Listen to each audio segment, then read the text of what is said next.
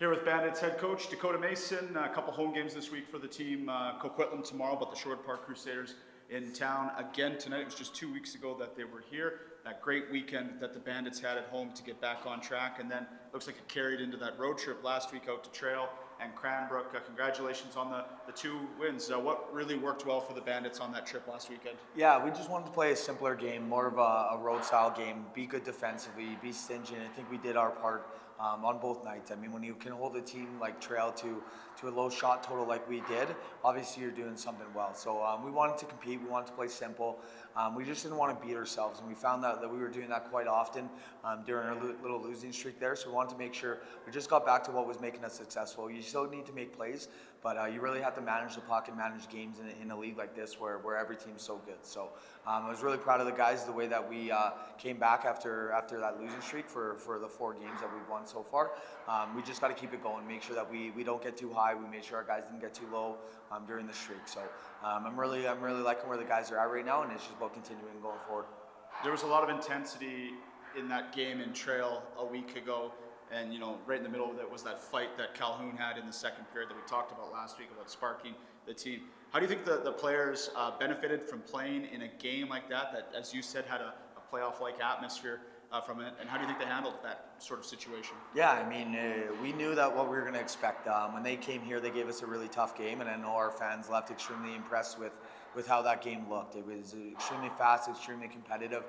So we knew exactly what we were going to be facing, and it's a tough building to play. It's a really cool building, but they got a great atmosphere. They play well at home.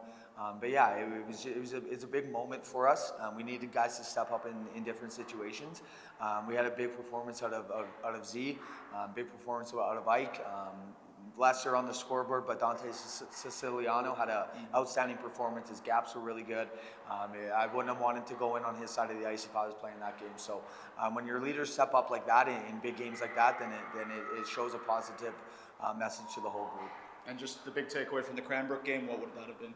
Yeah, I mean, it wasn't our best start, but sometimes you got to manage your bus legs.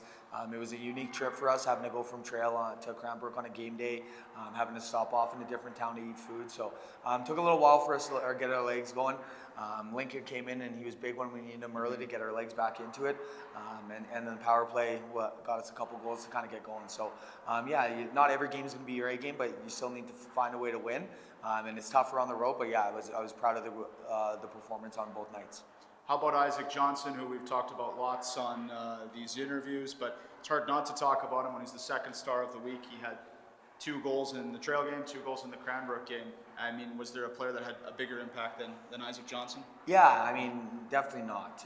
The goals are going in for him, the points are coming, but he just had so much more to our group. He's really good on the dot. He's our best penalty killer. Plays on the power play, plays in the final minute both ways, and he's an ultra competitor. So when one of your top leaders drags guys into the fight, then there's no excuse for anybody else. So getting him back has been a huge boost for our lineup, and we're really excited to see what he can do with the rest of the season. And we saw some movement on the roster this week. Colby Gapter traded to the Surrey Eagles. Wish him the best. And we got incoming is Lazarus coming from the USHL, a D-man. What can you tell us about the News Bandit? Yeah, Laz is a tremendous skater, extremely competitive, hard to play against defensively, has good offensive instincts as well. So we're extremely excited to have him into the group. Extremely mature kid as well. Those are the types of people we want. We want competitive kids. We want kids that have a good head on their shoulders. And then when you add a dynamic skater and a good work ethic like him, then we're extremely excited to see what he can do. Won't be in the lineup tonight, unfortunately, with some travel delays with his equipment. But yeah, we're looking to see what he can get up to tomorrow. I don't like comparing players to each other, but you look at last year, midway through the season, the Bandits get a defenseman from the USHL and Drew Mackey. That worked out pretty well for the team. So any comparisons there? Yeah, I mean, a little bit different style of player. We brought Mack in to really just run a power play for us. Mm-hmm. That was one area that we were lacking. This year it's a different need. We wanted a guy that was a good penalty killer, guy that was hard to play against, guy that could close gap and close space extremely quickly, and that's what he loves to do.